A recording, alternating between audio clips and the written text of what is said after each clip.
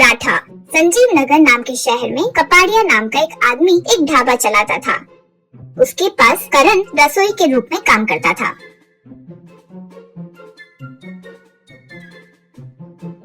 एक दिन करण करी बना रहा था तो कपाड़िया उसके पास आकर करी का स्वाद चख कर, करी तो स्वादिष्ट है, बाकी के आइटम्स भी अच्छे से बना रहे हो ना, अच्छे से बनाओ, लेकिन कल से मैं तुम्हें जो सामान दे रहा हूँ उन्हीं से खाना बनाना होगा। तुम जो सामान लाते हो वो कोई काम का नहीं आएगा, ठीक है ना? यूँ कहा करण। ठीक है। यूँ कहा। अगले दिन से कपाड़िया कम दाम पर ही मिलावटी सामान लाकर करण को देने लगा। कुछ दिन वो इस्तेमाल करने पर करण को ठीक नहीं लगा तो एक दिन कपाड़िया से, आप जो सामान ला रहे हैं उससे खाना स्वादिष्ट तो नहीं बनेगा, साथ ही साथ कस्टमर की सेहत भी खराब हो रही है। यूँ कहा। तब कपाड़िया, मेरे लाए राशन पर खराब नाम डाल रहे हो और तो और कस्टमर्स की सेहत तो खराब हो रही है, ऐसे बोल रहे हो? चुपचाप मुंह बंद करो और काम करो, नहीं तो निकल जाओ। यूँ कहा करण। मैं ये सामान के साथ यहाँ काम नहीं कर सकता हूँ, निकल रहा हूँ मैं यहाँ से। कहकर वो ढाबा छोड़कर चले गया। करण घर पर दुखी होकर चुपचाप कुछ सोचते हुए बैठा था। उसके पास उसकी माँ उमा आकर, क्यों रे ऐसे हो, क्या हुआ, क्या सोच रहे हो, यूँ पूछी। तब करण, मेरी नौकरी चली गई माँ। यूँ कहा उमा। दुखी मत हो रे, एक गई तो दूसरी मिल जाएगी, वरना तुम खुद से कुछ शुरू करो, यूँ बोली। तब करण, निवेश के लिए पैसे भी तो चाहिए ना, होटल हो या ढाबा हो, शुरू करने के लिए तो बहुत पैसे लगते हैं, वो कहाँ से लाऊंगा? बोलना तो आसान है माँ। यूँ कहा उमा। इतनी अधैर्य तो क्यों है, थोड़ा सा निवेश करके एक बंडी शुरू करो। तुम्हें एक पराठा बनाना अच्छे से आता है ना, पराठा बनाओ। एक नई बंडी पर पराठा का व्यापार शुरू करो। मैंने कुछ पैसे बचाए हैं वो दे दूंगी, फिक्र मत करो, यूँ बोली। माँ की मदद से करण एक सेंटर पर बंडी पर ही पराठा बनाकर बेचना शुरू किया। वो जो एक पराठा बनाता था वो बहुत स्वादिष्ट होता था। एक पराठा के साथ एक करी भी कम दाम पर बेचता था। दाम कम और स्वाद अधिक होने से धीरे धीरे ज्यादा ग्राहक आने लगे, बहुत लोग आने लगे। करण के बंडी के पास रोज एक रिटायर्ड कर्नल आता था। एक पराठा खाता था, अच्छे से बात भी करता था। करण के एक पराठे के लिए कस्टमर्स बढ़ने लगे। कपाड़िया को करण का यूँ आगे बढ़ते देख बिल्कुल पसंद नहीं आया। करण का नाश करना होगा यूँ सोचकर करण का एक पराठा एक करी बहुत खराब है यूँ प्रचार शुरू किया। वो स्वाद के लिए अंदर कुछ मिलावट करता है और वो सेहत के लिए हानिकारक है, ऐसे भी कहने लगा। इससे करण का व्यापार पर असर हुआ। एक दिन कर्नल करण के पास जब आया तो करण को देखकर, क्या हुआ करण, ऐसे डल क्यों हो, यूँ पूछा। तब करण, वो कपाड़िया ने सब खराब कर दिया है सर, वो मुझ पर झूठा प्रचार करके मेरा व्यापार खराब कर दिया, क्या करूँ समझ नहीं पा रहा हूँ, यूँ कहा। तब कर्नल, फिक्र मत करो करण, अच्छे लोगों के साथ हमेशा अच्छा ही होता है, उदास मत हो, मेरी बात मानो और जैसे मैं कहता हूँ वैसे करो, कहते हुए करण से कुछ कहा। फिर अगले दिन से करण अपने पराठे बंडी पर एक बोर्ड लगाया। उसके ऊपर लिखा था कि आप जो पराठा खा रहे हैं उसका स्वाद और क्वालिटी देखकर आपके हिसाब से ही पैसे डब्बे में डालिए, यूँ लिखा था। तब से करण उसके पास एक पराठा एक करी मिलाकर खाने वाले लोगों से हो या पराठा खाने वाले लोगों से कभी पैसे नहीं लेता था। खाकर लोग उनके हिसाब से ही डब्बे में पैसे डालते थे। गरीब लोग बिना पैसे डाले खाकर चले जाते थे, तब भी करण उनसे कुछ नहीं कहता था। कुछ लोग तो पराठे के दाम से ज्यादा ही डालते थे। फिर से करण के एक पराठे के ग्राहक बढ़ गए। उस एरिया में करण के पराठे के लिए अच्छा नाम होने लगा। करण एक पराठा का स्वाद बहुत फेमस हुआ और गांव में या पड़ोसी नगर में भी नाम बढ़ने लगा।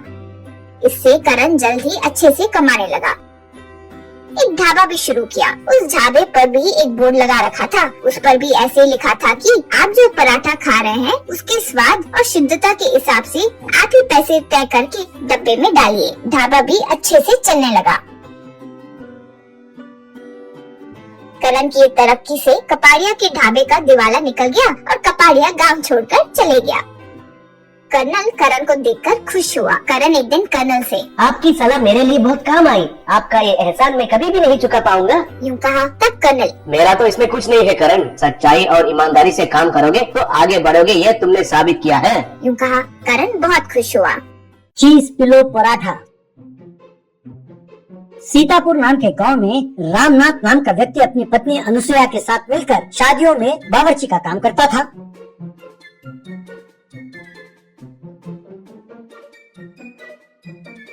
उसके सारे व्यंजनों में पिल्लो चीज स्पेशल बहुत मशहूर था।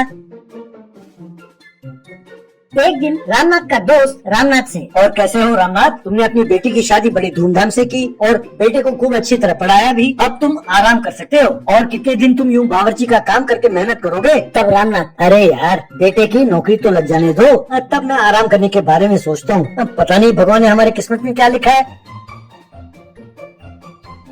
उसके अगले ही दिन नींद में ही रामनाथ का देहांत हो गया। तब परिवार चलाने की जिम्मेदारी उसके बेटे अजय पर पड़ी। अजय ने बहुत कोशिश की, लेकिन उसे कोई भी ठीक से नौकरी नहीं लगी।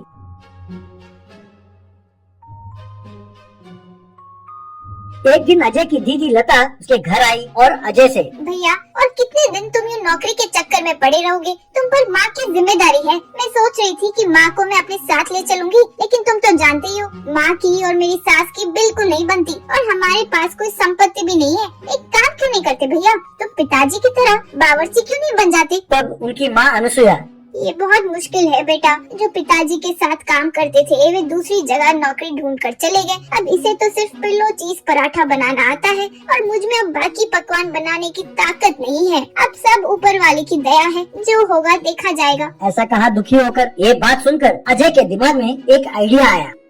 उसने अगले ही दिन अपने बाइक को बेचा और जो पैसे मिले उससे उसने एक ठेला खरीदा और बीच बाजार में ले जाकर पिलो चीज पराठा बनाकर उस ठेले में बेचने लगा। जो लोग उस रास्ते से गुजरते थे उन्हें अजय के बनाए हुए पिलो चीज पराठे की खुशबू खूब भाने लगी।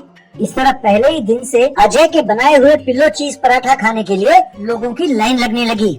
भीड़ में एक औरत, बेटा तुम्हारे ये पिल्लो चीज पराठे बहुत ही स्वादिष्ट है, बहुत लाजवाब है। 5 साल पहले मेरे भाई की बेटी की शादी में रामनाथ ने एकदम ऐसा ही पिल्लो चीज पराठा बनाया था। आज तक वो स्वाद मेरे जुबान पर है। मैंने बहुत कोशिश की, ऑनलाइन पर भी और दूसरे रेस्टोरेंट पर भी, लेकिन ऐसा पिल्लो चीज पराठा मुझे कहीं नहीं मिला। तब अजय ने गर्व के साथ कहा, वो रामनाथ मेरे पिताजी हैं। तब वो औरत, ये बात हुई ना, तुम्हें उनका ये पराठा बनाने की विधि विरासत में मिला है।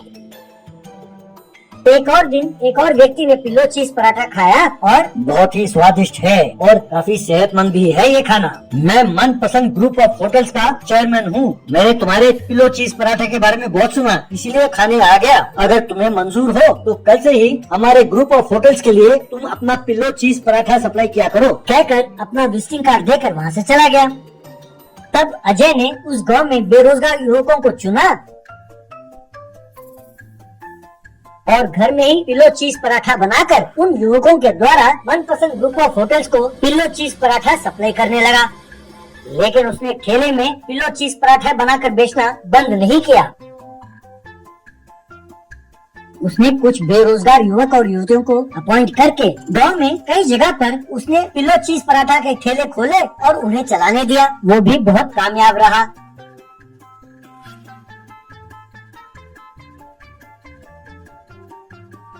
एक दिन अनुसुया अजय से, बेटा अजय, अब तो तुम बहुत अच्छी कमाई कर रहे हो। अपने पिताजी की आखिरी इच्छा पूरी करने का वक्त आ गया है। तब अजय, बोलो माँ, वो इच्छा क्या है? मैं जरूर पूरा करूँगा। तब अनुसुया, कुछ खास नहीं बेटे, तुम्हारे पिताजी की इच्छा थी कि वो एक केटरिंग सर्विस चलाए, लेकिन उनकी इच्छा पूरी नहीं हो सकी। तब अजय, बस इतनी सी बात माँ, ये काम कल ही शुरू करते हैं। ऐसा कहा। अगले ही दिन अजय ने रामनाथ कैटरर्स नाम का कैटरिंग सर्विस शुरू किया।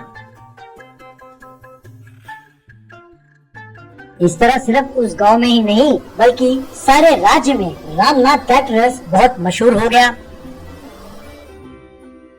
इस तरह अजय ने खूब पैसे कमाए, बहुत बढ़िया घर बनाया और एक सुशील लड़की से उसने शादी की।